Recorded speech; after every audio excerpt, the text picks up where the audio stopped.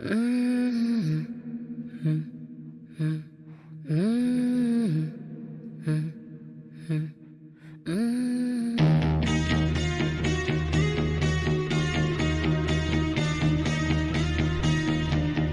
and gentlemen, boys and girls, children of all ages, Podzilla 1985 is proud to present to you Podzilla. I don't know where I was going with that. I thought you were just going to take it out to the After Dark. Mr. 100, Shannon Young. The bearded one, Jesse Kimball. They don't have... Keep going. There's only two, though, that they do. Lindsay Wolfgang. You got more to deal with. And Double H, the Podzilla players. And if you're not down with that, Hunter, what do we got to tell them? 2 words.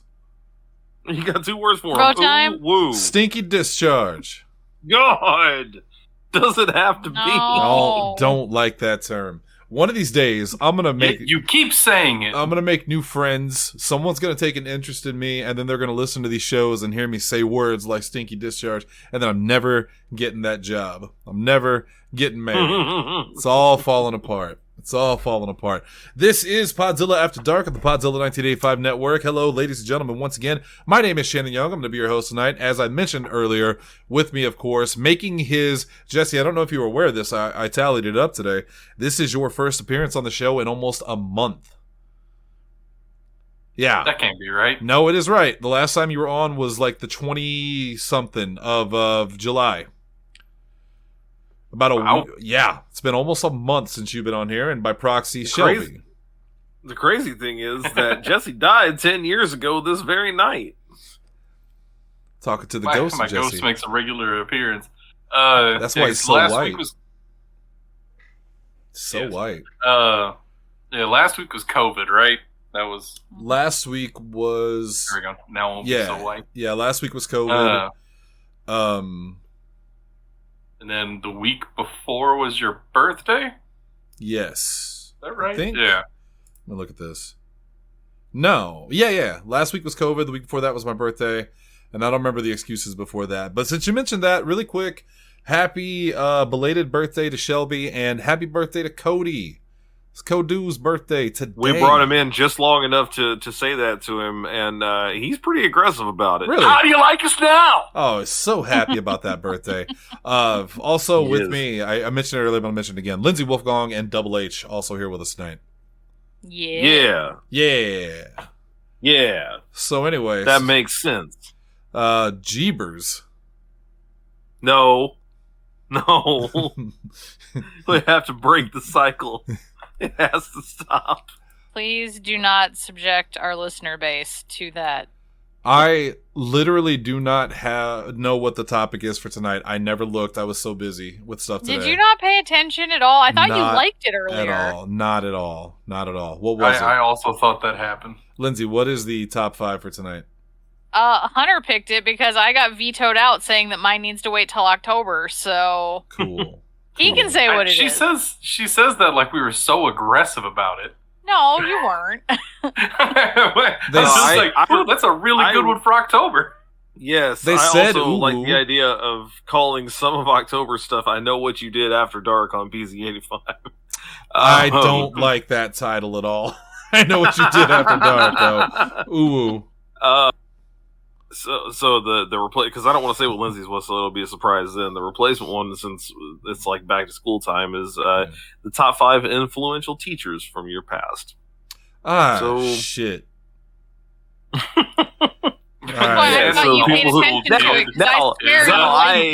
I very much used some neutral language. Influential could go one of 2 ways. It doesn't necessarily have to be someone who has a positive influence on you. Are we naming names? I was counting on that. I don't see why not. All right, fuck it. Well, some people ain't gonna be happy with me. Before we do that, though, Jesse Kimball, he's back. I got a motherfucker of the week for you. Oh yeah, he got the motherfucker. Sorry, I tried to get it up there in time. That's pretty good. The motherfucker of the week this week is Alabama officer Josh Hardy. Let's clap for Josh Hardy real quick. Is this the one? Don't spoil it! Don't spoil it! Is this the one you sent me earlier in the week, though? Yeah. Okay. Yeah, no, that's hilarious. I'm taking this from an IGN article, so you know what kind of story this is going to be. They check and recheck the facts over there. Well, this time they absolutely did. A Calhoun County, Alabama corrections officer was arrested and fired for allegedly stealing Pokemon cards from Walmart while in uniform. As reported by Alabama's online news outlet, Advance Local, the theft occurred at a Walmart in Oxford last Saturday night. Calhoun County Sheriff Matthew Wade said the store's loss prevention employees saw Officer Josh Hardy open multiple packs of Pokemon cards, stuff them in his pockets, and attempt to walk out of the store without paying for them. When the employees confronted Hardy, he fled the scene on foot. A cop in uniform! Stealing Pokemon cards! And ran really getting the shit out of a civilian down there in Alabama. Beat the shit out of a civilian, no worries. Steal some Pokemon cards from the local Walmart. That's your ass. Fired and gone. Calhoun County Sheriff Matthew Wade said, "It is with great embarrassment that we have to report this incident, and Hardy has been terminated from the sheriff's office. He has tarnished our agency in the image of all law enforcement." Yeah, he did. As sheriff, I promise to be transparent and hold my staff accountable to standards higher than your average citizens. Oh my God. So that's what it's going to take now. That's what it's going to take to get them. You're going to have to start doing the Fallout or Skyrim, like, sneak and plant Pokemon cards in their pockets. Like, that's how you're going to get them fired. You got to sneak up there and just tuck a couple Pikachus in there and then run away. What you got there, we boy? Have to be fair. It's not like we need to. I don't know if this department, and that's something I don't know if we could even look up.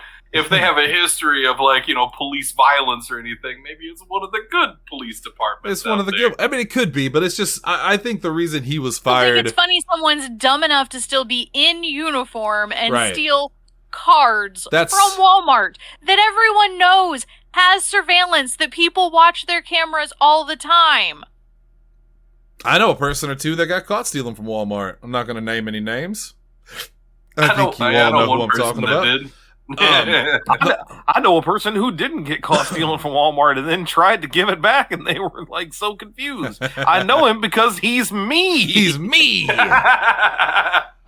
You did give them money, just not for. Oh no, that's right. You did not. Yeah. No, in the moment, in the story that I'm talking about, no, I didn't. I walked out and I got all the way home, and then I was like, "Where the fuck is my receipt?" Lindsay also stole from Walmart recently. Lindsay, tell them. And then I had to go back. I didn't mean to. So, like, back when I bought a water fountain for the cats, I guess when it popped up the "Do you want to get the warranty or whatever on it," I said no, and somehow in the process it took the whole thing off of it, and I didn't realize until I got home that it wasn't on the receipt at all. That's a free cat. That's a free cat drink right there. I've also done that before, where like, not quite something like that, but just like something doesn't get scanned, and then I'll like notice it later when I'm looking at the receipt or something like that. Well, I famously, you can go back and listen to one of our best episodes, one of our most popular episodes. Jesse, you'll remember it. Lindsay, you'll remember it as the Poplar Bluff episode when Jesse, myself, and Dalton went to Hastings as they were closing, and I accidentally stole a Fallout like scarf, which I still have because it was in a comic box you bought. Right? A comic book box. I didn't know. To be fair, at that point, Hastings was the Fallout universe. Like, if you walk away with it, there's only a slight chance that you're gonna get caught. And even if you do, they're probably just trying to shoot you instead of. I mean, so they had these gotcha figures that me and Shannon were collecting from Heroes of the Storm. Yeah.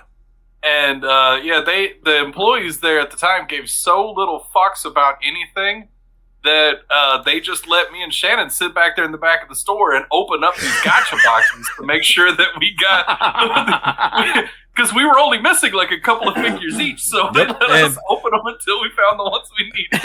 And we have the whole set now, don't we, Jesse? We do, in fact. We both have. You know what's really sad? The last thing I know for a fact, the last thing that we bought from Hastings is a fucking travel pillow, like one of those neck pillows. Yeah. Yeah. Because they were liquidating them from some other place and they were just crammed into the front of our Hastings. Shoving other random crap in the store, yeah. And Sarah and I were laughing at it. We're like, this is so ridiculous. You want a couple of them, though? Because they're like $5. Like, we should really get... Those would be great for the car. One of them was a gel one, and left it in the car, and it froze, and it don't work no more. Got rid of that bad. You can't put your That's can't put it not around your how neck. I was expecting this story to work. Me neither. No, it's melting. so there's one that has like the beads, and they were fine. And there's one that's like a gel one, and I guess it probably like actually froze and then warmed up, and then did stuff so many times that it's just like hard. Like, I mean, you can get it around your neck, but it ain't gonna be comfortable. I do want to mention the end of this story real quick because there's some stuff on here that I didn't know. The article continues, as embarrassing as it is, this incident speaks to the risks people have taken to get their hands on the high demand trading cards, as well as trading cards from other franchises. In March 2021, a 28-year-old man got arrested for using a rope. Oh, sorry. Hold on. In March 2021, a 28-year-old man got arrested for using a rope to descend from a 6-story building to steal $10,000 worth of Pokemon and Yu-Gi-Oh cards in Tokyo's Higashi Ikebukuro district. And a few weeks earlier, a man in Georgia misused his COVID-19 relief money to buy a shiny Charizard and got sent to prison for it. In February 2022, a thief broke through the walls of an independent gaming store in Minnesota to steal $250,000 worth of Pokemon, including sealed booster boxes. And last week, he used the Kool-Aid Man technique, and it he worked. just busted through the wall. Oh yeah. Well, it worked briefly. And Jesse, Jesse, this one's for you and Hunter. Last week, a couple of thieves stole $300,000 worth of Magic the Gathering trading cards from Gen Con. Oh yeah, I saw it. I heard about this. This has become a whole thing. I Like, think they had them we on have video discovered and why the Charmander is so angry in the new promo card. Because someone's trying to break in to steal them? It's Trying to so take blurry. him. There we They're go. trying to get it. there it goes. There's a So Pidgey. angry. Um, He's like a cat. He can't get to it. that Gen Con thing, this is on the heels of, it wasn't that long ago, earlier this year or late last year, that Wizards of the Coast sent like the fucking Pinkertons after people who had stolen Magic cards. The Pinkertons are still around. Nuts. Yes. The Pinkertons are now, and basically always were, people think of them as like cooler sheriffs. They're actually just like corporate police. Like they're just hired guns. Right. Or hired detectives, I guess, Hired in a way. goons. But yeah. Hired goons. And that's what they did. They hired the fucking Pinkertons to go after these guys who stole that. And I was just like, that's something you haven't heard in a while. Well, you haven't heard that since 1884. Deal with the Pinkertons. It was a content creator, like a YouTuber or something like that, and he ordered some product and accidentally got stuff that that's right. Yet. Yeah, he it wasn't even his fault, but they sent them after him because he was the one who had it. Right. Yes. That's wild. Because they needed it. We got it. I forgot about that. Shit. Yeah. Because they came in like during his stream, didn't they? Like I think he was streaming something. Or taping something, maybe. I don't know. I thought that was the reason they did it, because he recorded is like, oh, this isn't out yet, and that's because it was like a launch thing or something. And then he wouldn't take the videos down. And then imagine you get the Pinkertons coming after you for that. It's just because I think he did record his interaction with them, but I don't think that he was doing a stream at the time or anything. But I don't remember. He may have been. Now he was defended by a couple of Freemasons though. and the Freedmen's Bureau. The Freedmen's Bureau. They came and helped. It was Basil Marceau, Jesse. He came and helped. BasilMarceau.com. And afterward, they all went and got dinner with a Diners Club card.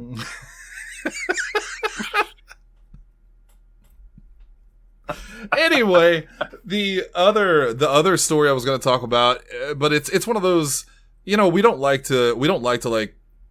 When it comes to Motherfucker of the Week, we like to keep it a little light, usually. I don't like to get too dark, but this is a pretty dark story. Did you hear about the Ohio teen that just got is facing life in prison for her car accident? Is that what you were listening to while I was taking a Hunger Games quiz? Yeah. I had heard about the story a couple of days ago and been kind of keep following it. So there's this girl.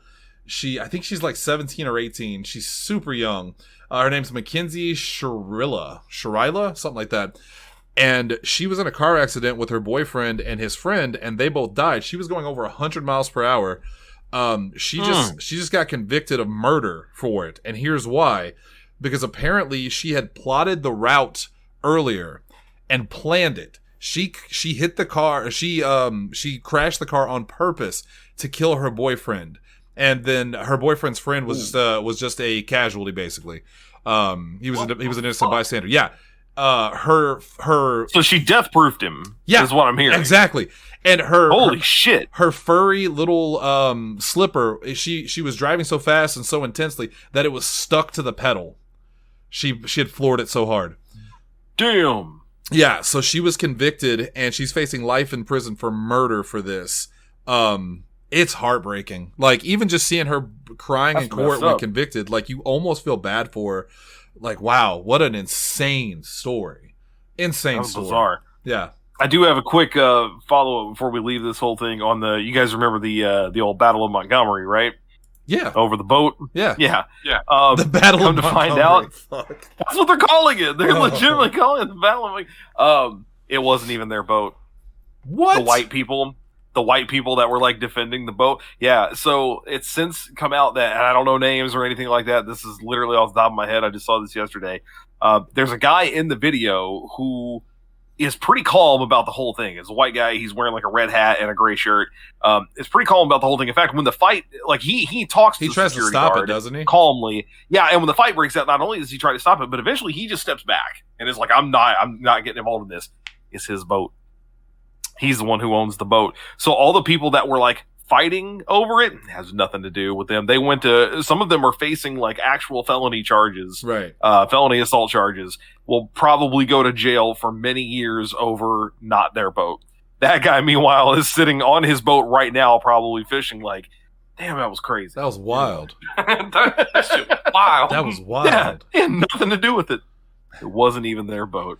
Before we move on to the top 5 and get this show on the road, I also want to mention that today was the release of Red Dead Redemption on the Switch and PS4. 50 bones to not replay worth it.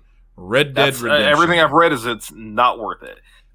It's a straight I don't want to say it was Kotaku because I don't remember. I think it was Destructoid. But yeah, they were talking about the PS5 version, and they're like, it looks gorgeous. It is not worth $50. No. It is a straight port. It plays like an older game. No like multiplayer. You can kind of tell the controls aren't, there's no multiplayer. There's no Undead Nightmare. There is Undead Nightmare. You could play this game. There is Undead Nightmare. Not on the PS5. Really? From that same review that I was reading, it's not on the PS5. There's not. Oh, I know it's on Switch. That would be strange. I'm gonna go look right now. I'm not positive on it. I don't want to say too much because I don't know for sure, but I know it's on the it's on the Switch version. Ethan and I were watching a video on it earlier, and it did look gorgeous on the Switch, to be fair. However, again, this is a 30 frames per second port of a game that is what, at this point, 20 years old? 15 years old? Okay, this is from the it's a 13-year-old game, and 13. This is from the Kotaku review for PS5. The graphics are clean and crisp, but otherwise it is the same game that has been available for years on Xbox One without the Undead Nightmare DLC for almost half that price. Oh, no, I think what they mean by that is the Xbox One version is half that price. I see it. Okay. I see what you're saying. You're right. That's what they're saying. I misread that completely. So, yeah, they're saying if you get it on Xbox One without Undead Nightmare, it costs like $30. Yeah, we looked at it earlier. Yeah. Or if you can find it... That's what it is. If you can find it used, you can get literally the full edition with Undead and Red Dead for even less. $15. Yeah, because I've got it. I bought it from my store, Gaming Grounds, which before I owned it, to be fair. But this is such a it's kind of embarrassing. Like, the backlash against Rockstar for this has been huge. The backlash against video game companies lately in general for the stupid decisions they've made, some of it's baffling, and it makes you wonder what the hell these guys are smoking, man. I wonder how much more the Switch version might be worth. I mean, basically at the end of this, they said, look, if the only thing you own is a PS4 or 5 and you've never played it and you got $50 laying around that you don't have anything better to do with, and sure, But like, this is not one of those things where, oh, it's a game I love and they're re-releasing it, and even though it's, you know, a little more expensive, they've done a bunch of stuff, or they didn't do anything new, but it's not pricey. I would love to have that just so I could, like a Steam sale. Right. You know, it's $5. Of course, I'm going to throw it in the cart because it's $5. Right. This is $50, man. $50 is not a small amount of money for a game that you maybe haven't played in years, but you almost definitely have played. Yeah. It's just... I don't get Rockstar's thing with re-releasing their old games lately, and it always going poorly. Like, I mean, GTA 5, re-releasing it on next-gen consoles kind of makes sense. They still have the online going. It's very popular.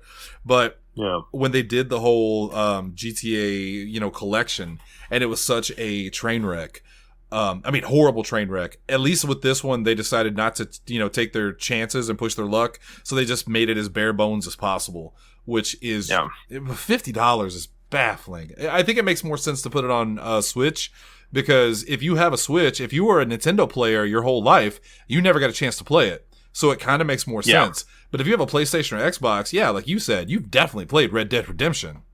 Yes. And even that, everything I'm seeing about the Switch version is basically, it's fine. Again, if somehow you missed it in 2013 or, you know, whatever, it plays fine on there. But like, that really shouldn't be a surprise. The game came out 13. It was 2010. Yeah. It came out 13 years ago. It should play on a modern fucking console, even a handheld, or, you know, modular handheld. That should be the norm. It's like that should play just fine. It's like The Witcher. You know, when they put The Witcher out on Switch, everybody was amazed and they're like, "Wow, I can't believe this is on the Switch." And it was a fine version, but it is in no way better or even comparable to the Xbox One or PlayStation versions. Yeah, it's crazy. Not the same. Not the same. All right. That's all I got there. Jesse, you got anything to add before we jump into this top 5? Nah. Okay.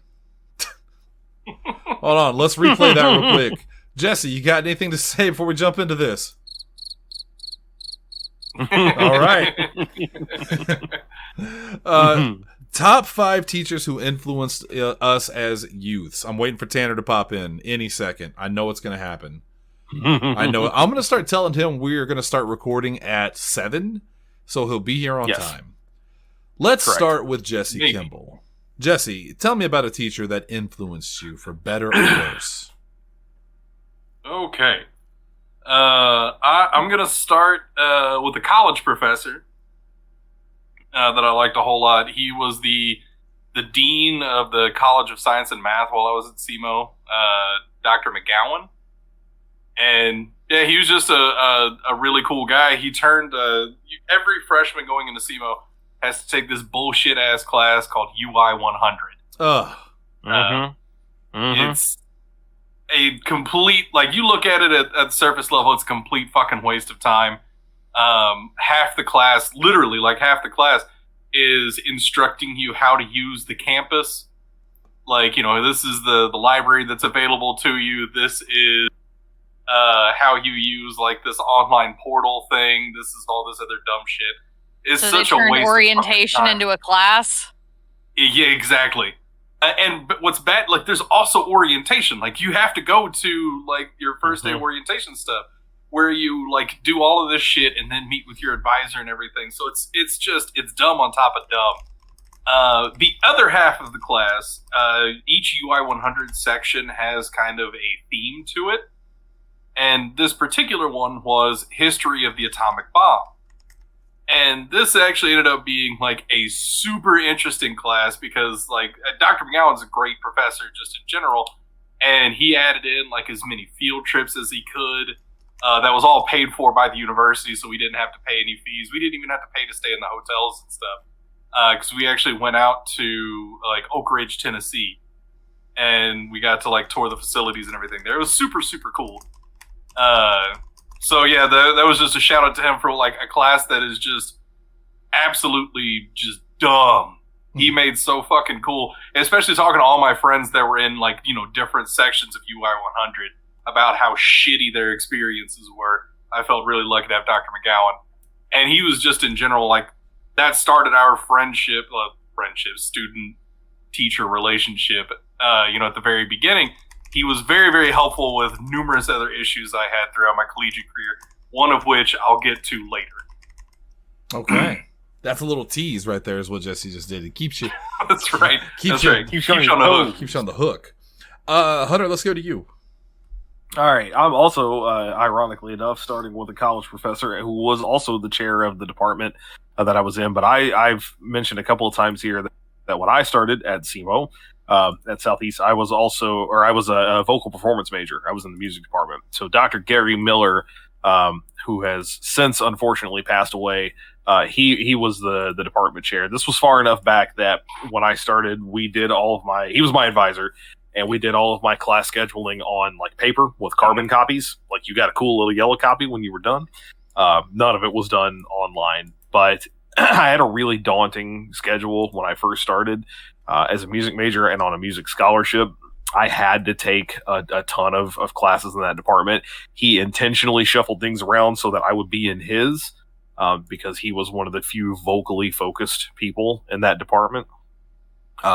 He also had a way I had a class with him that was mainly just about, like music theory. And he had a way of just kind of making that stuff make sense. He would throw in these little kind of super dry deadpan jokes.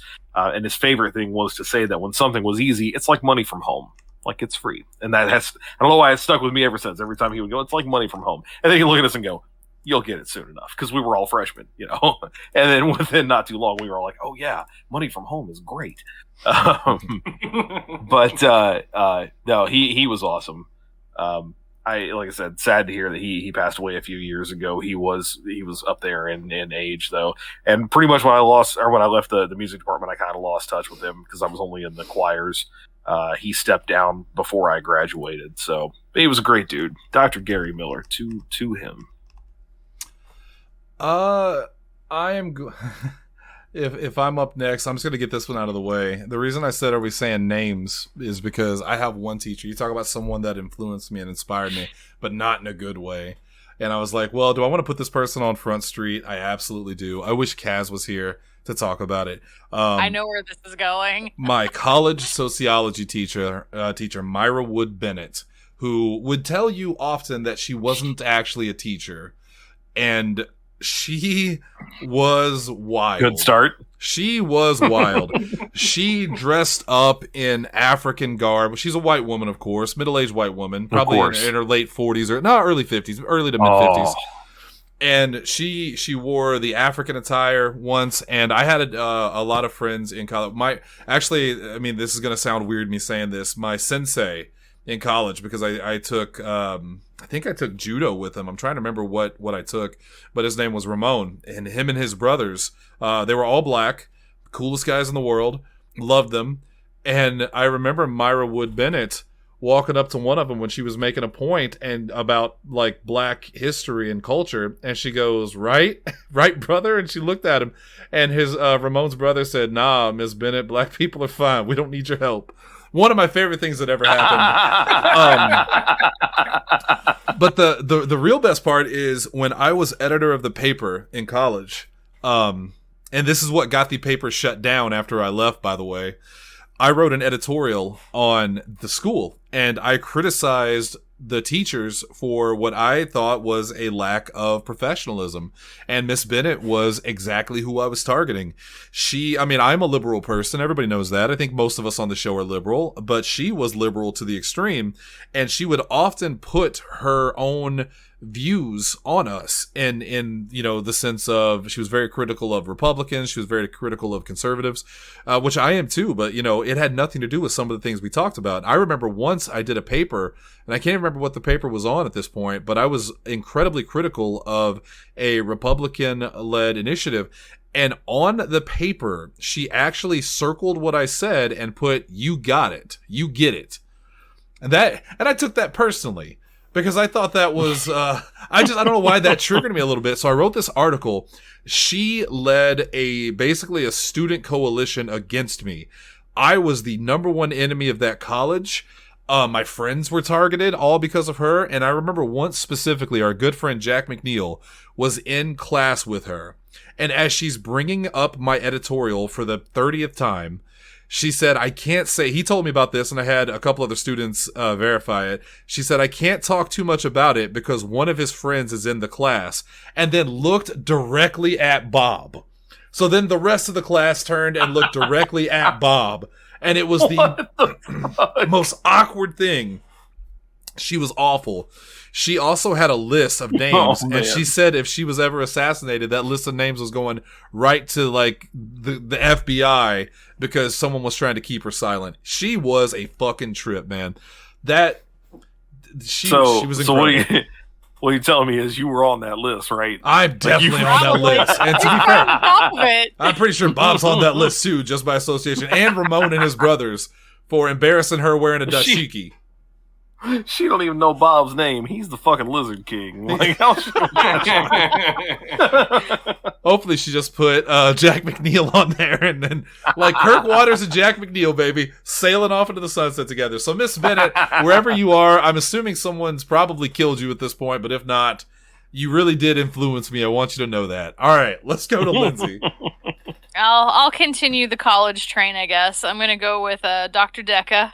I had him for my first art history class in college, and he reinforced that the way two of my favorite teachers in high school taught us was, yes, this is how you take notes and it will help you get through.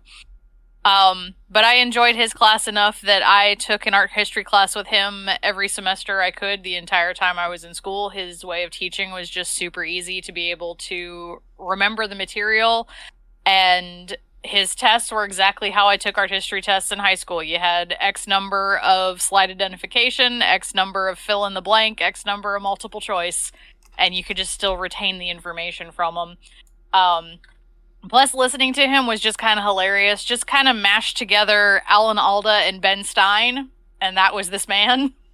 Two very different men. To the point that we were in his class when 9/11 happened, and someone came in, passed on the info, and when he made the announcement that we could leave class because of what had happened, we didn't take him seriously and still sat there for a few minutes like, what? God, that is a whole show on its own right there, 9/11. I remember where I was also on 9/11, but we'll save that for... Oh my God! Look what time it is. Oh no! It's 9/11.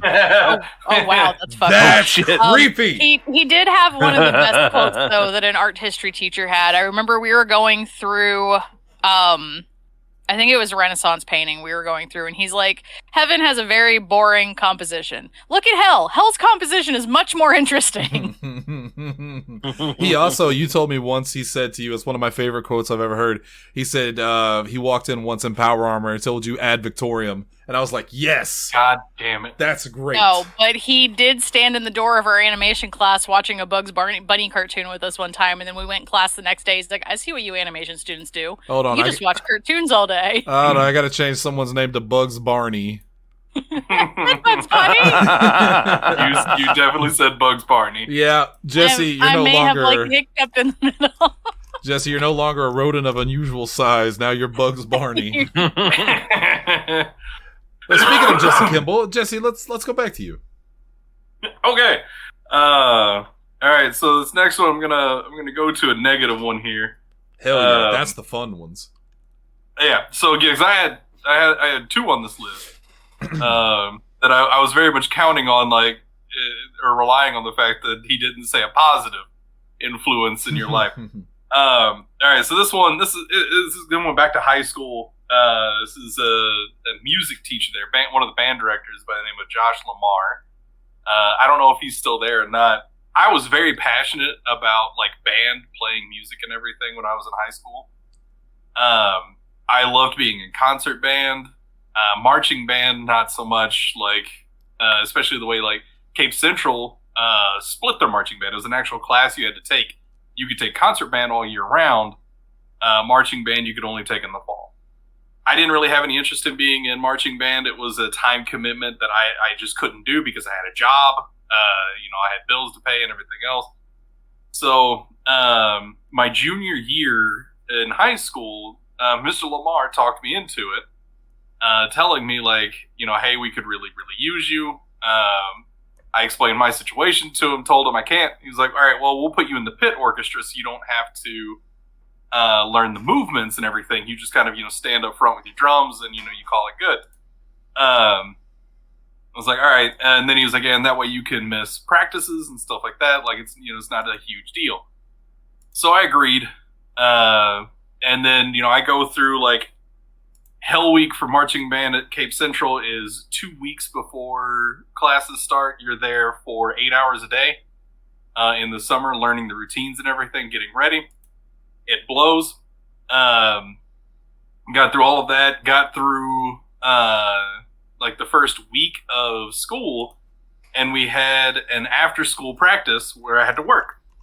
So I went to work. I didn't go to the practice. I get to class the next day, and Mr. Lamar takes me aside. He's like, "Hey, I noticed you weren't practice yesterday." I told him, "Yeah, no, I had to work." So, well, that's fine, but if you miss one more practice, you can't compete. If you can't compete, then you fail the class.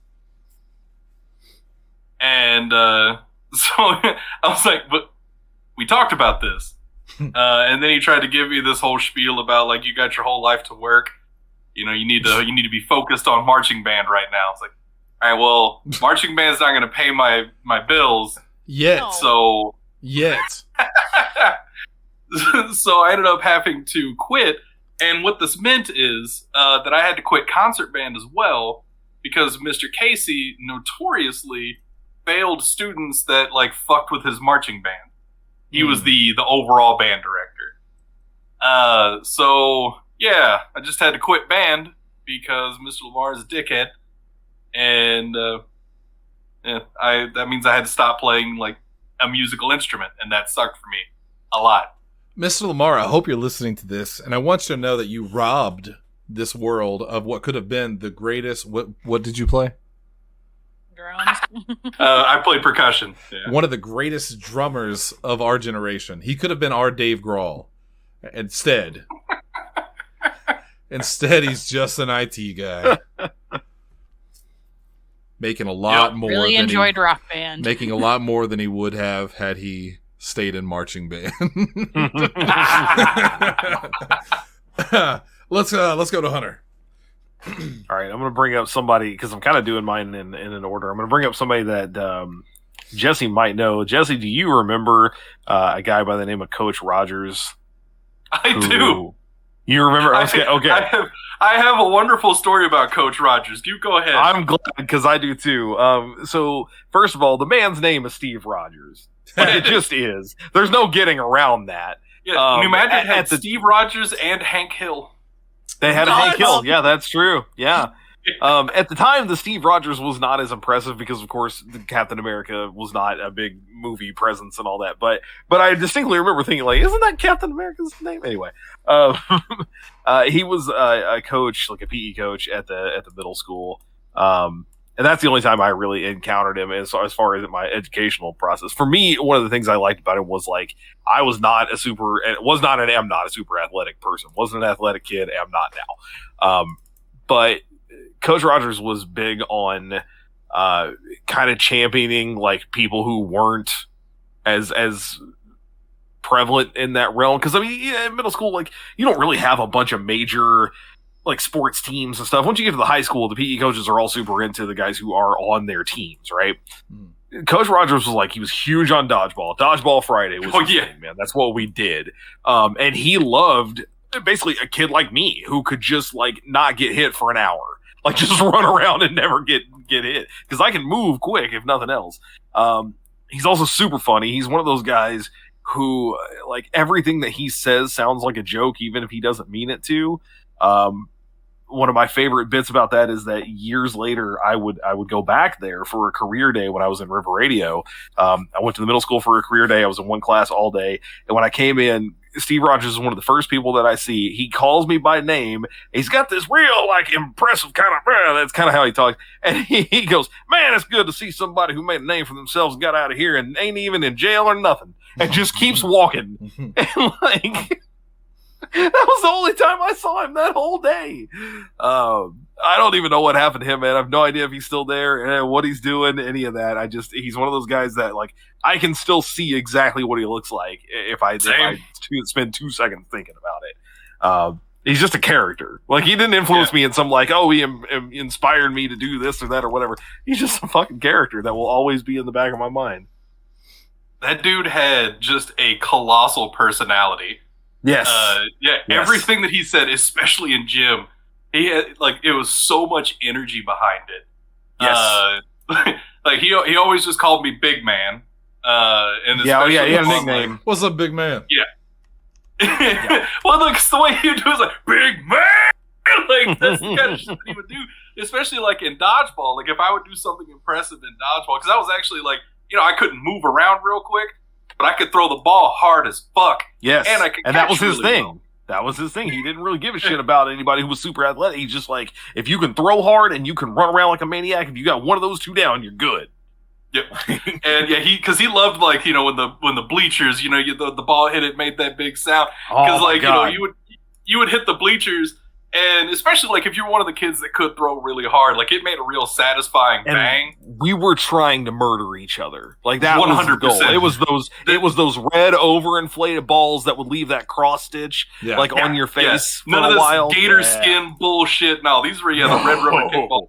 And not only that, so you know how like a lot of high schools they have the system in place. This is my favorite story to tell about Coach Rogers. They had the system in place. You hit somebody in the face and you're out. Yes. That was our rules too. Yeah, that's how most places go. Not Coach Rogers.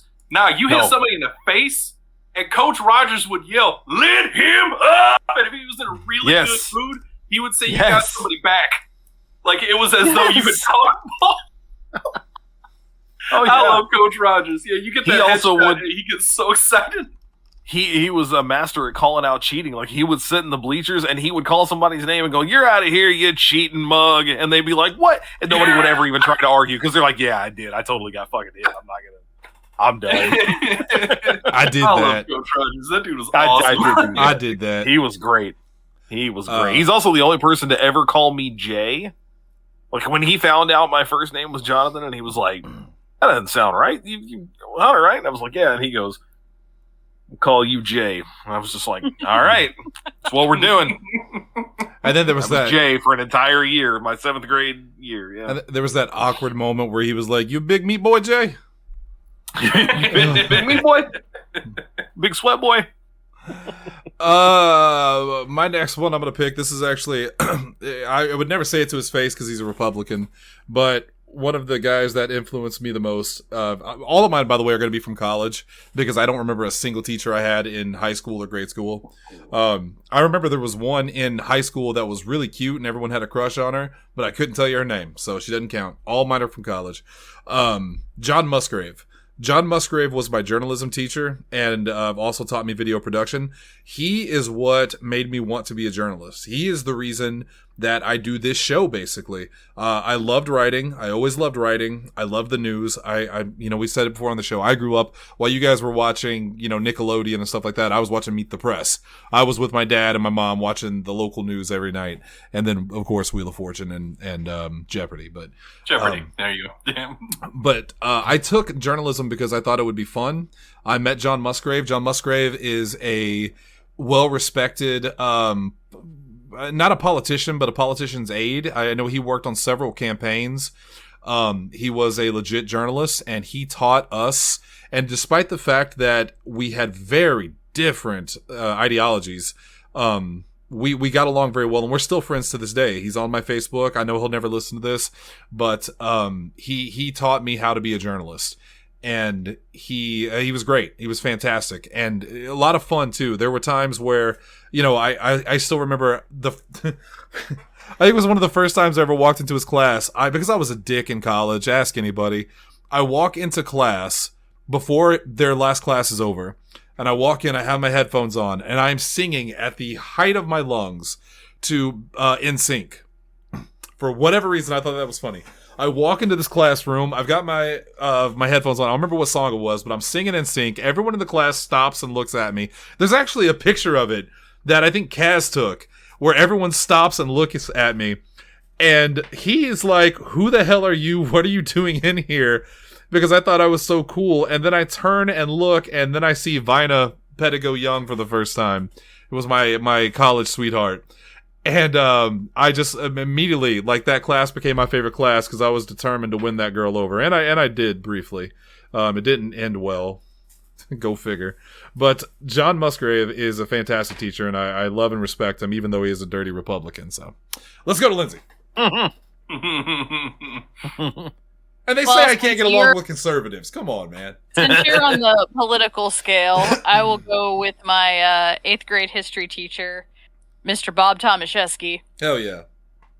He's actually the one that taught us how to take notes the way we would need to take them in college, where we'd go into class, he'd already have them written out on the board, and as soon as you sit down, you just start copying and leave space to fill in your notes as he lectures. What was his name again? Tomaszewski. Okay. No, he made history interesting. He was that teacher that no matter what he was doing, you could hear him clear at the end of the hallway. He just projected that well. And he just made it fun. Like our pre-test quizzes, we would play Jeopardy and he'd go through and like have us like analyze songs and go through the history of like within the lyrics and stuff that way. I remember we went through during football season, he had us fill out a bracket and we went through the history of each of the teams as just something like fun to go through. And we had the pleasure of having him again as a teacher as seniors because the senior civics teacher retired and he moved up to the high school. So we had him for going through learning all the basics of politics and things that way. He was very, very openly Democratic. I'm pretty sure he was one of the heads of the teachers union at our school. And we all remember when George W. got elected, him just in the hallways going, "We're screwed." You should get with him. Oh. He unfortunately passed away a couple years ago from cancer. I found out through one of my other old teachers that I had on Facebook still. Which stinks. He was an awesome teacher. He really was. I would have loved to seen his reaction to Trump becoming president. Oh, he probably... Lindsay just said he's dead. I don't know what more you want there. Like, because I'm pretty sure I know what John Musgrave's reaction was. Let's just leave it at that. Yeah. Oh. Was it a Hank of the Hill sound? Yay. Salad. Jesse, please. Yeah. It's not me already, it's Hunter, isn't it? Wait. No, we're back to the beginning. I forgot that Rogers was his, not mine. so good he co-opted it. Yeah, exactly. All right, my next one is going to be Mrs. Limbaugh at Cape Central High School. Yes, she is related to those Limbaughs, but only in marriage, and she divorced him and just kept the name. Oh, my. Anyway, Mrs. Limbaugh was awesome. She was the challenge teacher, which is the gifted program at Cape Central. I loved being in this classroom. You could basically, like, if you got bored or you didn't have anything to do in your regular class, you could go here for the hour or whatever, and you could get like if you're me and you didn't do your homework the night before, you could be doing your homework in here. Read, like, there were computers with internet and all that good stuff on them. It was a fun time. You could also take it as a class. It was called Academic Individual Investigations, and it was wonderful. I did that junior and senior year. It's a semester-long class. I took it 4 times. It's she was just like a wonderful human. She was very, very nice. She loved having me around because I could help her with her computer. And I remember she always said that like she would make the joke, like, every time I would fix something for her, like, one of these days I'm going to buy you a pizza. And for my graduation present, she got me $60 worth of Murphy's gift cards. Hell yeah. Hell yeah. That was pretty fucking cool. I love Mrs. Limbaugh, though. She was just like such a wonderful, wonderful woman. Very positive influence in my life. Helped me with a lot of like college stuff and motivated me through there. Would you say because I was very much a procrastinator? Would you say the only good Limbaugh? I actually would. Well, her kids were pretty cool too. But in general, yeah, I probably would. That's fair. And there's something that's almost definitely going to end up now being a name in the group chat. They're Limbaugh by association. They can't do anything about that. They're satellite Limbaughs. Yeah. Okay. Well, that one's better than mine, and it's happening now. And in fact, it's going to be your name for Oh, saying no it, more so- Gritty Kitty. The Gritty Kitty is gone. My question: Gritty Kitty. I should have replaced Stevens because Stevens is old as hell. It's still Reboot the Pot Pie. You want me to rename him Stinky Discharge? Wow. No. You? Just so I can have you say the names tomorrow on Horse Time. God, I Stinky opened Discharge. Pandora's box on that one. You did. That was a mistake. Ugh. Well, hey, you're next. Okay. Jesse also might remember Miss Ellen Baldwin. I loved Mrs. Baldwin. Yeah, so Miss Baldwin was in charge of the, it was called the MEDAL program. It was the gifted program at New Madrid. For the life of me, Jesse, I know MEDAL was an acronym. Do you remember what it stood for? Because I have no clue. Yeah. I know it was also I'm gonna, MEDAL. Yes, MEDAL. I'm going to assume the M was Missouri, and past that, I can't help you. E was maybe educational. I don't know. But anyway, so the way it worked when I was there was that starting in the 4th grade and through 8th grade, so you could do 5 years total of it. They had it was a gifted program where when I started in 4th and 5th grade, you would actually leave the elementary one day a week. You would spend that entire day at the high school in a separate room with people from all over our district. I had 5, I think there were 6 of us total, so I had 5 other people in my MEDAL class. And we would spend that school day instead of in our regular, 4th grade or 5th grade class with Ms. Baldwin, who was just in charge of that program and basically of doing like elevated stuff with us.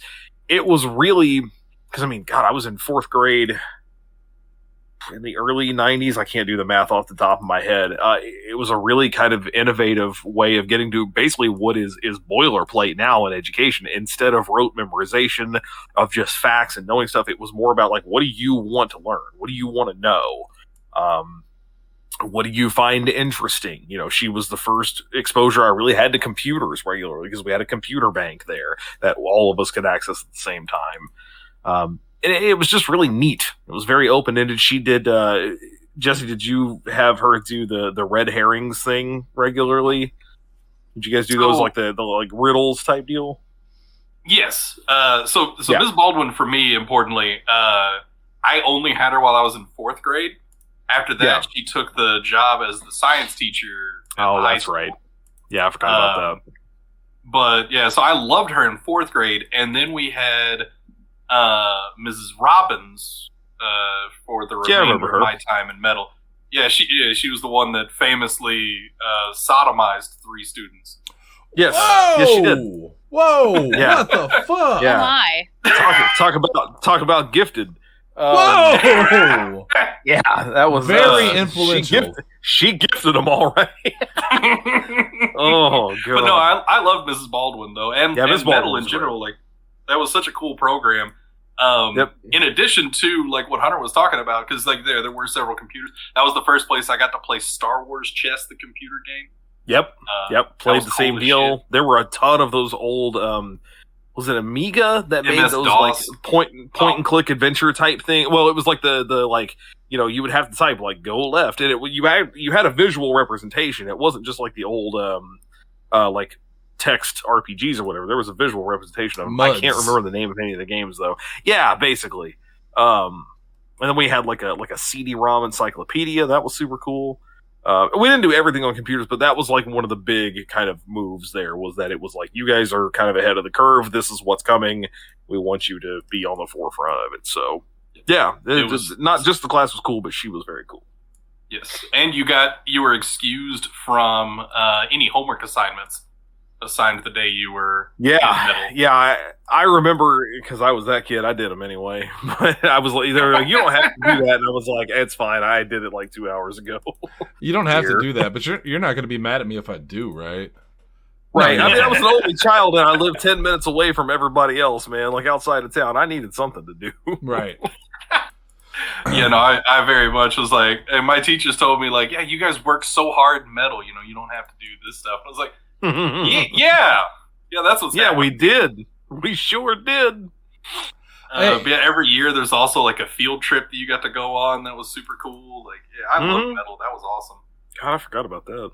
Yeah, I installed Diablo on those computers. Okay, you're done. That's it. You've gone too far.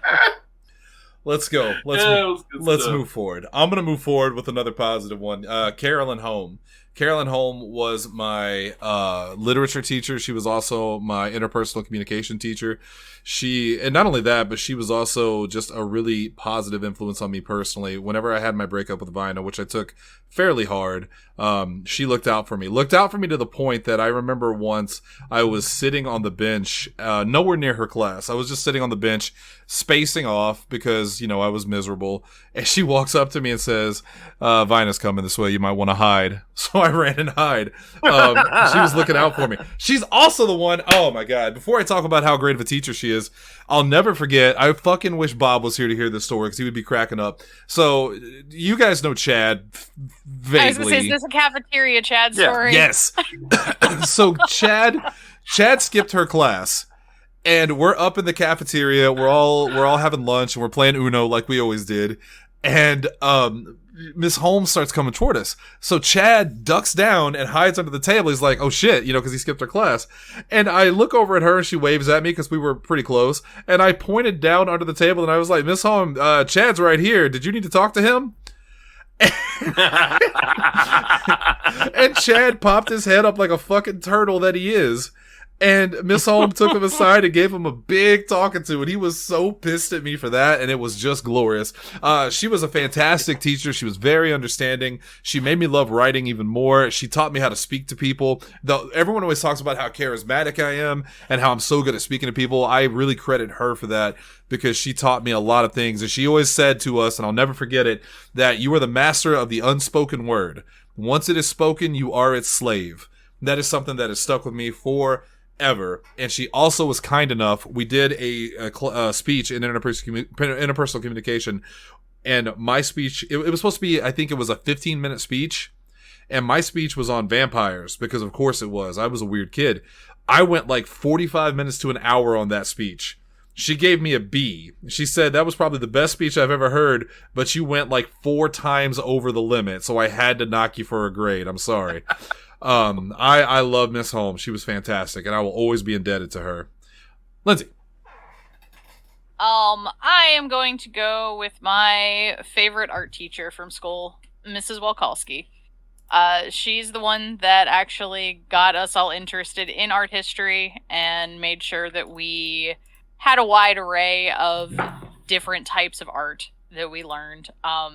Throughout her classes, we would do 2D and 3D stuff. We would do textiles, clay, drawing, painting, illustration, printmaking. We almost got to do like t-shirt screen printing, but she was getting tired of doing that, so that didn't happen. But I really enjoyed the way that she did art history, and it made art history in college so much easier just because she had kind of already prepped us, and as I took the different ones, I already knew a good chunk from her. The way that she would always do it is each year she'd pick a different century of art so that if you took art all 4 years during high school, you didn't have a repeat of the art history lessons. And I didn't get to take it my freshman year, but I got to go over 19th, 18th, and then she groups together 15th, 16th, and 17th century art all together in bundles. And each year we get to go to a different art museum that was with reasonable driving distance. I think I got to go to Cleveland, Buffalo, and I think we went to Pittsburgh for ours on those ones. And I still talk to her on Facebook regularly. Nice.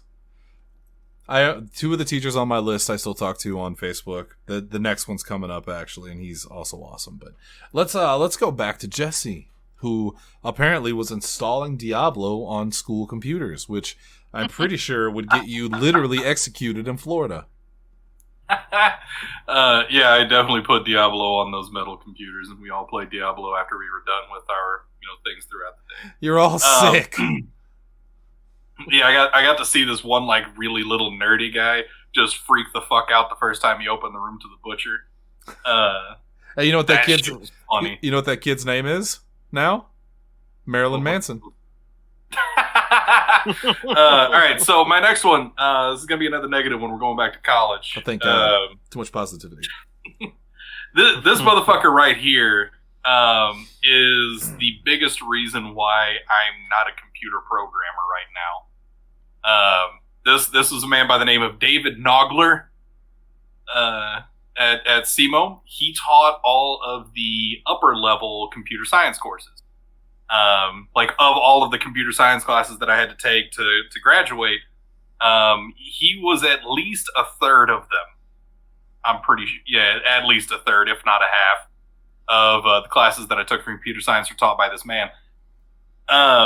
This guy is just, he's really smart, but he's kind of a dickhead, and he is just the worst kind of professor. Everything that comes up in a lecture, like regardless of the tangents, was fair game for an exam, including one exam I remember had the question, what is the name of the groundhog for Groundhog Day? Fortunately, Groundhog Day is one of my favorite films, so I did actually know the answer, but it still is bullshit on, that was a analysis of algorithms class, and that was a question on an exam. He also graded on a pure curve, so he would hand you this 40-page test, and he would tell you up front, I don't expect you to finish it. So we would take the test, and then whenever he would grade them, he would write, he would total up, what do you think you earned on each question, assigning arbitrary values to each of them. He would total it all up, put the number on the front of the paper. Then what he would do, he would put all of the grades on the board, and he would say, like, all right, well, this number here, this person got an A. These next couple of people, they got B's. All of these people got C's. This person got a D, and this person failed the exam. So, nice. Pure curve. Yeah, to Dr. Nogler, a C was a perfectly acceptable grade. Problem with the pure curve, somebody always gets an A, somebody always gets an F. Most of the kids get C's. I was an A student outside of this because I had the misfortune and fortune of having Ben Martin in my class. I love Ben to death. He's one of my best friends. Dude makes me look like an absolute moron particularly when it comes to computer stuff. That's true. Like, this dude is just crazy fucking smart. And so he was the one that got the A's. I got a lot of C's and a couple of B's. And then one semester, the last class I ever had with Dr. Nogler, it got to a point where, like, it didn't matter how hard I tried, he was going to give me a C. Even if I got B's on all the exams, I still ended up with a C at the end of the semester.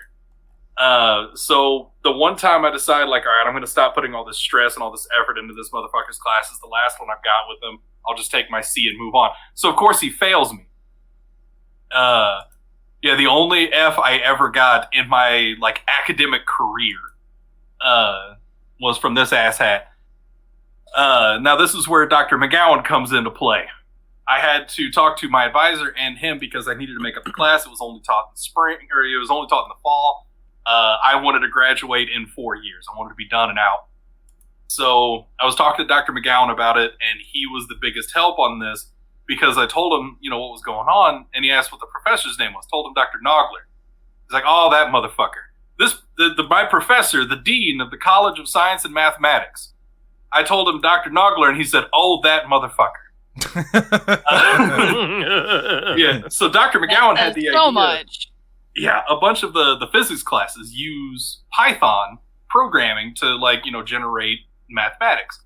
And so Dr. McGowan had the idea, like, let's have one of these computer science professors teach a super light intro class to Python so all these physics majors can take that, and then their professors don't have to be teaching them both physics and a programming language in one go. Dr. Nogler agreed to teach the 2 sections on it, and he failed 2 full sections of freshman physics students. Oh, and I bet they had a field day going on about it. Yeah, and, like, he's a tenured professor. He couldn't get in trouble because he didn't show, like, impartial treatment to anybody in particular. He failed 64 kids. Wow. Because they didn't have an understanding of computer science that all of his upper-level computer science students had. And so then they had to deal with the fallout of that. Like, they ended up erasing that from, like, it's as though the kids never took the class. Even though, like, they still paid for it, they had to waste all of their time at it. But yeah, it was an absolute nightmare. Dr. McGowan helped set me up with an independent study that would count as credit for that exact course. Fucking Dr. Nogler heard that I was doing it, and he came to me personally and said, I'm so excited for this independent study. I've already got some plans on what we're going to do. I looked at him and I laughed. It's independent. I was like, oh, no, you were not my sponsor for this course.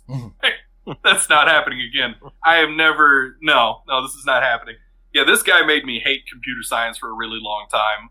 I'm just now getting back into programming a little because I remembered that I did actually have fun doing it, but fuck this guy. Were it not for this guy, I would probably be a computer programmer right now, but this motherfucker just fucked everything up. Yeah, can't stand the dude. But then we probably wouldn't know you. I mean, Jesse, the important thing is you're not bitter. Yeah, I'm just glad you handled it in a really mature and forgiving way, you know? Oh, I fucking hate that guy. Hey, let's go to Positivity Hendrix. I wish I could make that a name in the group chat. That's a good name. Dr. Chris Gerka. I'm gonna do it. Was first of all, his name is just fun to say because it's spelled Goeke, but it's pronounced Gerka. But he is, I think, currently the department chair for vocal performance at Southeast. He was my vocal coach. So instead of, I never actually had a class with him where I had to sit down at a desk and do things and all that. The quote unquote class that I had with him was I had weekly vocal lessons with him, and he would take what was, already good and make it better and all that. But he was, first of all, he's just one of those super anime. He's kind of like Steve Rogers, but for music. He was one of those really animated guys. He's one of those guys also where when you look at him, I don't know how to describe him. He's somewhere between, 27 and 84. Like you can't place it age wise. Like it's not clear. But real lanky, not as German as you would think based on that name, but very articulate and an incredible singing voice, obviously. He was the guy who, when I got to Southeast, kind of made it feel like, at least for a while, if I really wanted to make music a career, I could do it. And he was really sad to see me leave that department when I was. But he's also the one who figured out that I needed to some degree. Piano lessons weren't going well for me. I was having a lot of trouble with that. I was getting really frustrated. I didn't really know what I wanted to do. And he stopped me in the middle of a voice lesson and was like, hey, what's going on? Let's just hash it out. And so we talked about it, and he goes, well, I know where this is going, and I know what you're going to do, and I wish you the best of luck, but I want you to know that if you ever want more, of what we're doing here, the door's open. And I did actually, even though he wasn't the choir director, I stayed in Southeast Choir all the way through until my last semester. I had to drop it because of my work schedule, but I stayed in their choir even long after I did need it. My minor is still in music, and it's mostly because of him, where my degree is in mass comm, my minor's in music, and he's a big part of the reason I stuck around there. His daughters, I went to school with both of them. I think one was a grade above me, the other one was a grade below me. Monstrously talented singers. That whole family is, man. I mean, it's wild. It really is. I'll keep my next one short because the less I say about him, the better for him, legally, probably, because that man's crazy. Tony Gerard. He was my, I had him for physical geography and a couple other classes, but mostly he was just one of those guys my whole pack that I ran with in college was basically Vina, Bob, Kaz, a bunch of satellite friends, and then Tony G. Tony G was very, very cool. I still remember the time that in physical geography we went canoeing, and as we're canoeing, Kaz thought it would be a great idea to grab his paddle and start trying to tip my canoe over, knowing that I can't swim. And Tony G, to his credit, he took care of it. He laughed. During this same canoe trip, he was talking about the wildlife because he's so smart. He's so smart when it comes to that kind of stuff. And he pointed at one of the riverbanks and was like, "Yeah, I had sex there." And we were just like, Tony G, you are wild. And that's why I should say less about him than, I should keep a lot of the stories to myself because I don't want to get anybody in trouble. But Tony Gerard was absolutely incredible. He actually took on the new president of the college a couple of years ago because of how terrible she was and how she was ruining the college. And he got a lot of heat for it because he spoke up, but he actually got her taken out, and the school's doing much better. So Tony Gerard, he's a soldier, man. He's an OG. I love Tony. He's the other one that I still talk to regularly on my Facebook. Just a good guy, great teacher, fantastic. Lindsay. Okay, I'm kind of cheating on this one and grouping two together because they're husband and wife, and they're both English teachers, and they both had very similar teaching styles. But Mr. and Mrs. Amendola, we had Mr. Amendola in 6th grade for English, and he did wonders for building our vocabulary. Like, we had weekly books of it that we had to go through, and I know a lot more words now that I would not have known without him. And then Mrs. Amendola was in high school. I had her for 11th grade, and she was more on the nurturing side of bringing out our creativity. We would have the typical stuff that we would have to do, but she always encouraged us to put our own spin on our writings. And then me personally, I always ended up having her for 5th period study hall. Like, I'm pretty sure every single year of high school, I had her for 5th period study hall. And if no one had homework to do on the computer, she would let me go up there and just work on whatever writing I wanted to do. So rather than having to just type it in and write it out in my notebook and go type it later, if no one needed it, she just let me go up and go to town.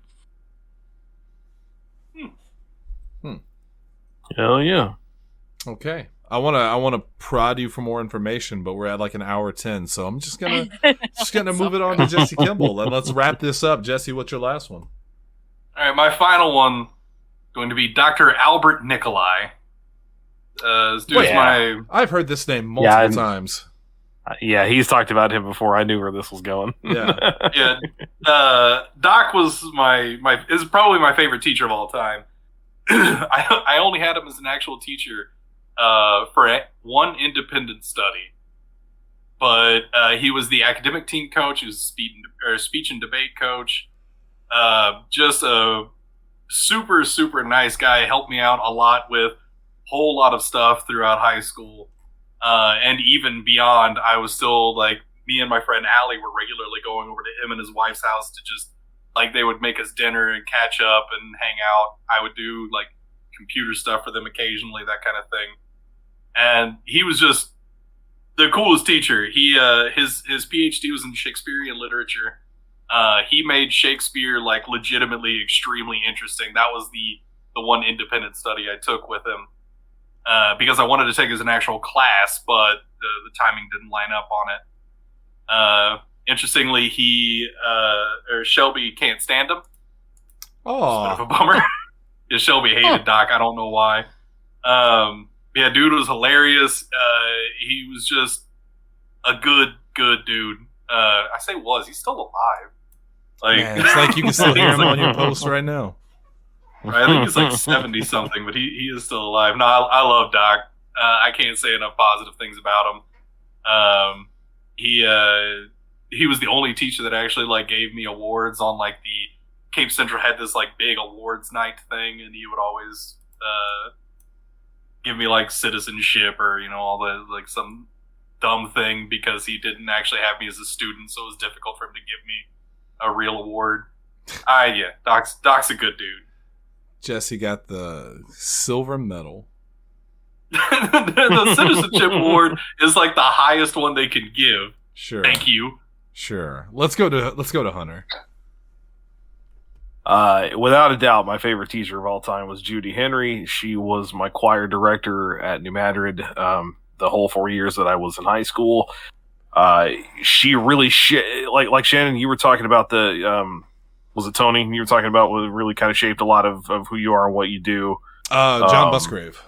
Or John. Judy really kind of did that for me in the sense that when I came into high school, I was not the person that you guys know now. I was super quiet. Again, I did not have any siblings growing up, so I was kind of awkward and shy, and not just in that normal, like, little kid way. Like, I didn't, I lived very far away from my friends, so I saw them at school, but the internet wasn't super prevalent. I didn't really know how to talk to people or what to do. And I was getting a music credit kind of almost out of the way my freshman year. And she really took to me as like, you're very good at this. You should do more of this. She pumped up my confidence a lot to the point that later that year I auditioned we were doing a musical. We were doing Oklahoma. I didn't want to audition, but a friend of mine wanted me to go with them. I did. I got a part. They didn't. I still feel kind of bad about that to this day. But a bigger part than a freshman would normally get. And she told me afterward, like, this is not just me throwing you a bone. Like, you can do this, and I want to see you do it. And that was just then a roller coaster ride of the next 4 years of just constantly being engulfed in that world of I was good academically, but like that was the stuff I wanted to do. I wanted to do all the different choir classes I could do. I wanted to go to competitions. She gave me like their big award at the end of my senior year that year. She was the only person I cared about getting that kind of accolade from. To the point that when she retired, and this has now been, God, it's got to have been 10 years ago, several people reached out to me and a couple of others who were kind of in that circle of her students to come back and surprise her at her last choir concert. We came out and did some stuff and sang some things, and it was a lot of fun. Yeah, she was the only person legitimately when I decided to leave the music department at Southeast who I thought I was letting down. As much as I liked Dr. Gerka, it was Junie who I actually reached out to and was like, hey, I want you to know I'm doing this. And then she kind of talked me through that too. I was like, I fully understand. I get it. It's not like you have to make a career out of it. Yeah, she's very, very important to me. We still talk. She's one of the few people I do still talk to regularly in that regard. What was the name of the music teacher in the middle school there? Oh boy, I don't remember, but she was a real bitch. Oh yeah, 100%. Because I was just about to ask you, didn't get your awful. music start from this fucking bitch? Like I want to say Sharp, but I know that's not it. No, that's not it. I got my start with Miss Flaherty, who was the music teacher at the elementary, but even then I just liked it. I wasn't like particularly good at it any more than anybody was. Yeah, she was great. I don't remember the name of that woman at the middle school, but a super quick story about her. She recruited me my freshman year of college to come to the Sykeston Little Theater and do a review that they were doing because they needed somebody to fill in who had dropped out. So here I am, a brand new freshman, college student, taking a huge course load, going to and from Sykeston multiple times a week to put this performance on for them for the first 2 months I'm in school. When it was over, it went well. We did some like show tune type stuff. I did a thing from Jesus Christ Superstar in Chicago, and it was cool. But then, like a few months later, in January, my birthday comes up. She calls me on my birthday and says, hey, we're doing this, Charlie Brown thing. I want you to come audition for it. I want you to come do it. And I was like, hey, I appreciate it. I had fun. But I'm really busy and I just, it's my birthday. Today's my birthday. And she goes, I don't care. And I went, me either. Click. And I never talked to her again. Hung up on that bitch and never talked to her again. She's such a bitch. Oh, I can't think of her name, but I could see her fucking pig face anyway. Oh my God. All right. Oh, she's awful. Positivity Hendrix. I'm going to change her name. I changed it once. My last one's a cheat code, and I'm not going to spend too much time on it, but it's a combination of because I literally cannot remember the name of any of my other teachers, and also because I thought it would be a sweet thing. As everybody knows, or you might know, I was homeschooled from most of my high school. Yeah. So my mom, she wasn't a teacher, but she taught me a lot. Yeah, she was. And she helped me with everything. Yeah. And I literally can't. She was your teacher. I can't think of a single person in my life that inspired me more than her. So I'm not going to spend too much time talking about it because I can't talk about my mom in the show without crying. So let's just move on to Lindsay. You're going to make me follow up with your mom? Yeah, good luck. Lindsay goes, I also choose this guy's mom. No, Lindsay has a horsey. No, my absolute favorite high school teacher was Mr. Norman Milliken. He was my 10th grade English teacher. And just, I don't know, I really enjoyed the way he taught. We did my absolute favorite Shakespeare play in his class, Macbeth. Surprisingly, he had us read The Lord of the Flies, and I absolutely loved it. And mind you, this was a time that I hated reading books. for English classes. Like, every single one we had to read, I absolutely hated, and I surprised myself at how much I actually got into The Lord of the Flies. And just a lot of the just reports and stuff that he would have us do, the way he would go about them. I remember one of the assignments we had was we had to write a story of us taking an adventure. And I had no clue where to start, but Pokemon had just come out, and I literally took the game and more or less threw myself into a fan fiction where I took, like, the actual text from the game and then, like, would write out a narrative and then the next text of the game. And I think when I was done with it, it was, like, 11 pages long, and I actually had a lot of fun doing it, and he gave me a good grade on it with having no clue what the hell I was doing. But I ended up, the next year, I took his speech and drama class, I took his journalism class. Him and the senior English teacher did creative writing classes at the Art Transit building where I grew up, and I know me and a handful of friends took their classes outside of school even. Just a really interesting teacher, and had a lot of fun in all of his classes. All right. Well, I think that's going to do it for us. Nope, never mind. I was about to say real fast. I am talking to Shelby, so I've got one from her. So yeah, she did hate Dr. Nikolai, confirmed. But there was an art teacher at Cape Central, Mr. Frederick. Also, Trevor Camp's favorite teacher at Cape Central, I'm sure. So she never actually had him. She hated him so much that she vowed to be a better artist than him. So I guess that was kind of influential all the wrong ways. He told me I'd never be good enough to do sculpture pieces, so now I'm making resin sculptures. Fuck him. Jesus. Those are Shelby's words. You want to end on a revenge note. That's really where you want to go about. That's really what this... holding those old grudges. That's really what this podcast is about. We entertain, but we also threaten. All right. That's going to do it for us tonight. We're going to be back tomorrow with an all-new After Horse right here on the Podzilla 1985 network. The one with Jamie Farr. Anyway, After Horse. For myself and for Jesse and Hunter and Lindsay and Tanner for some reason, thank you guys for tuning in. Go back and listen to this week's episodes. We did have an all-new piece. Actually, if you want to get technical with it, it was kind of a weird week for Podzilla 1985. Because we delayed some of the episodes. So if you want to get technical with it, this week started with Podzilla After Dark with Podcast Sand. There was a horse time this week. PZ85 Plays just went up. And then we've got extras and epilogues this episode. And then tomorrow's horse time. So technically it's a big week of Podzilla 1985. All your favorite shows. And then the other 6. So until tomorrow, for all of us, thank you guys for tuning in. We'll see you then. I don't know what to do without Shelby. The other Shelby, take us out. Bye. Lindsay, hide under your desk. No, I don't want to. Let's just go. I'm hungry. Jesse, point to Shelby's empty chair.